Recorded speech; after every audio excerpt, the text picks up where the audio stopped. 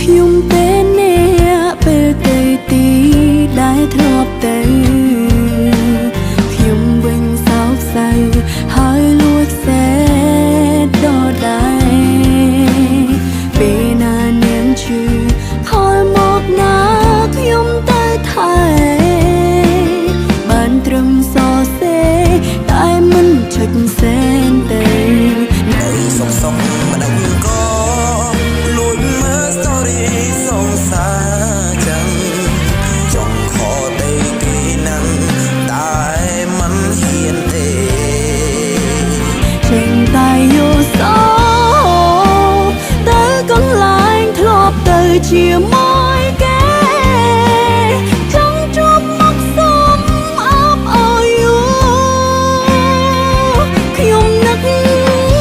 គេ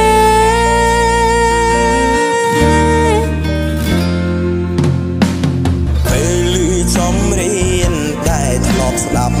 ជាមួយគ្នាដូចចិត្តដូចជាកំពុងក្បែរអ្នកមានគេសួរថាមិនដេចលែងឃើញដល់ពីនេះ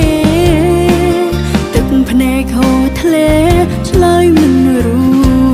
ចទេ